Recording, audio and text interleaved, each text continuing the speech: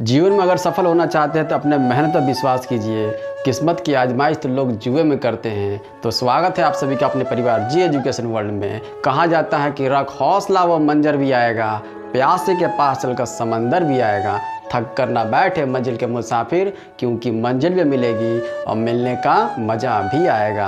आप सभी का दिल खोल कर स्वागत है। और आज हम लोग जानेंगे पाचन तंत्र के बारे में, डाइजेस्टिव सिस्टम के बारे में। बहुत ही प्रेम से बताऊंगा, सबको समझ में आएगा। कल तक हम लोगों ने जान रखा था कि मानव पाचन तंत्र जो है, ह्यूमन डाइजेस्टिव सिस्टम जो है, कितने तरह के होते हैं और ये पाचन क्या कहलाता है, पाचन तंत्र किसे कहते हैं, और पाचन तंत्र जो जो अंग होते हैं उसकी चर्चा हम लोग आज डिटेल से करेंगे। तो वीडियो को ध्यान से देखिएगा। चलिए स्टार्ट करते हैं आज क्लास को। देखिए, कल तक हम लोगों ने जान रखा था मानव पाचन तंत्र जो है, ह्यूमन डाइजेस्टिव सिस्टम को दो भागों में बांटा गया। बायोलॉजी ने दो भागों में बांटा गया, हमने भाई साहब नहीं बांटा, बायोलॉजी ने बांटा दो भागों में। पहले भाग को आहार नाल बोला जाता है और दूसरे भाग को पाचक ग्रंथियां कहा जाता है। आहार नाल का मतलब होता है एलिमेंट्री कैनाल बोलते हैं। अब एलिमेंट्री कैनाल को भी चार भागों में बांटा गया था। पहले भाग को कौन सा था, कौन सा पहला भाग था? पहला भाग मुख गुहा था। दूसरे भाग को क्या बोलते थे? ग्रासनली बोलते थे। तीसरा भाग आपका अमाशय था और चौथा भाग क्या था? आपका आंत था। मतलब कि छोटी आंत तो बड़ी आंत उसमें आ जाता है। अब ध्यान दीजिएगा, मुख गुहा में भी चार भाग में बटा हुआ था। मुख गुहा, आपका जो मुख जो गुहा है वो चार भाग में बटा हुआ। कौन कौन सा है? तो उसमें आपका जीभ आता है, उसमें तालु आता है, और क्या आता है उसमें? तो दांत आता है और ग्रसनी आता है। इसी की चर्चा हम लोग आज करने वाले हैं। तो ध्यान से देखिएगा। देखिए, आहार नाल जो एलिमेंट्री कैनाल जो है, ये जो है 32 फीट लंबा होता है। ये होता स्टार्टिंग कहाँ से होता है? तो मुख गुहा से स्टार्टिंग होता है और ये गुदा द्वार तक ले फैला हुआ था। मतलब मुख गुहा से लेकर के गुदा द्वार तक ले जितने फैली हुई है ना, सब मिलाकर कितना होता है? 32 फीट लंबा होता है।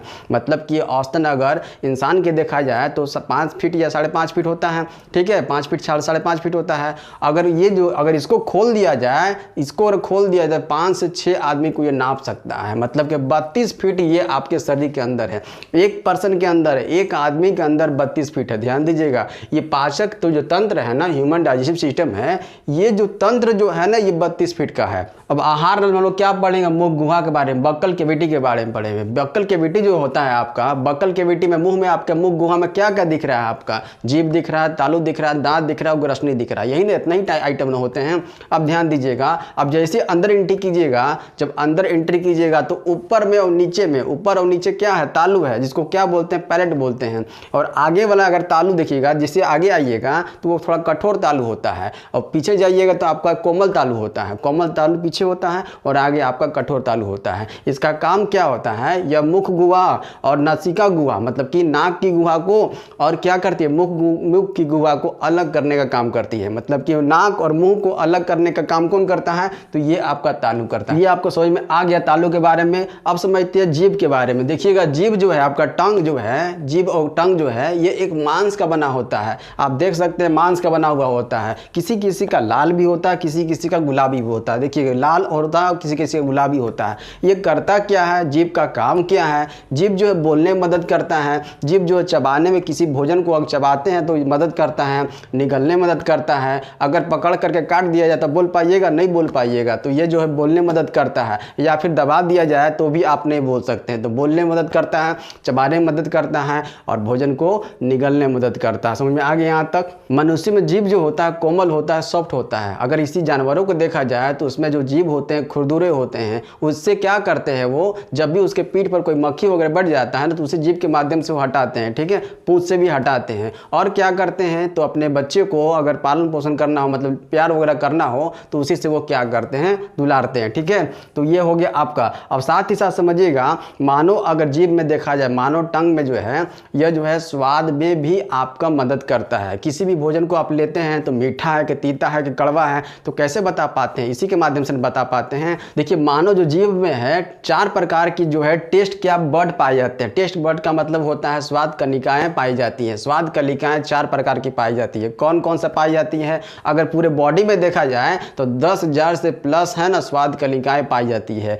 और सिर्फ जीभ में जो है, टंग जो है, 4 कनिकाएं पाई जाती है। कौन कौन सा? जिससे हम लोग स्वाद का अनुभव प्राप्त करते हैं। देखिए, आपका ये टंग बना दिए, ये जीभ बना हुआ हुआ है। देखिएगा आगे वाले भाग को क्या बोलते हैं, अग्र बोलते हैं। आगे वाले भाग को क्या बोलते हैं, अग्र बोलते हैं। यहाँ पर मीठा का अनुभव होता है। कोई मिठाई वगैरह खाते हैं तो मीठा का अनुभव कहाँ होता है, तो सबसे स्टार्टिंग वाले पॉइंट पर आपका मीठा का अनुभव होता है। उससे जस्ट पीछे चलते हैं, उससे जस्ट पीछे चलते हैं, देखिएगा उससे जस्ट पीछे चलते हैं तो आपका किनारे किनारे में लिखा हुआ साल्टी। साल्टी का मतलब होता है नमकीन। नमकीन कोई भी चीज़ खाते हैं तो कहाँ से अनुभव होता है, तो मीठे के जस्ट पीछे वाले भाग से क्या होता है, कोने तरफ से नमकीन का अनुभव होता है। उसको बोलते हैं अग्रपथ।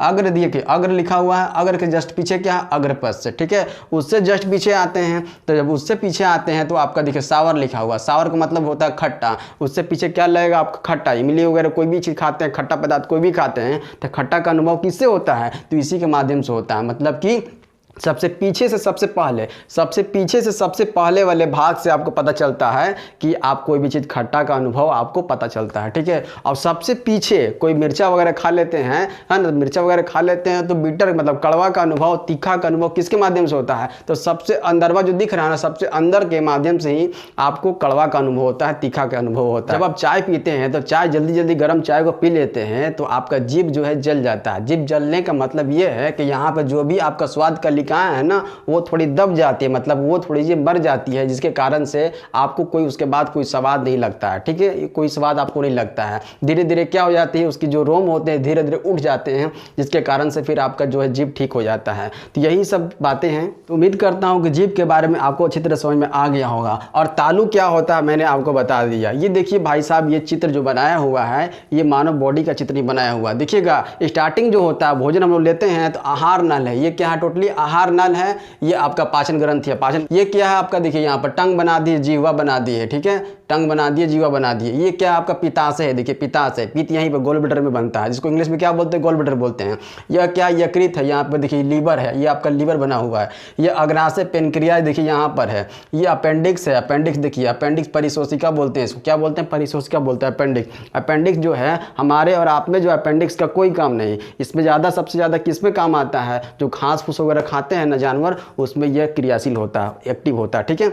ये आपका हो गया कौन सा, अपेंडिक्स। आगे चलते हैं, ये एनस है, गुदाद्वार है। ये लार्ज इंटेस्टाइन है, ये स्मॉल इंटेस्टाइन है, मतलब कि आते हैं छोटी आंत और बड़ी आंत है, ठीक है। भोजन वगैरह पचता कहाँ पर है, स्मॉल आंत, छोटी आंत में, बड़ी आंत में पचता है, ठीक है। ये स्टोमक है आपका, ये पेट है, ये आपका ग्रास नली है, जिसको फूड पाइप बोलते हैं, भोजन इसी के माध्यम से आता है, ठीक है। ये आपका माउथ है। आज हम लोग जाने सिर्फ किसके बारे में, जीभ और तालु के बारे में जाने, ठीक है। ये वीडियो ज़्यादा लंबा हो जाएगा, इसलिए कल हम लोग दांत के बारे में, स्पेशली कल हम लोग दांत के बारे में और ग्रसनी के बारे में करेंगे। दांत और ग्रसनी के बारे में सिर्फ पढ़ेंगे, तब ये मुख गुआ कंप्लीट होगा। इस वीडियो को यहीं तक रखते हैं, धन्यवाद।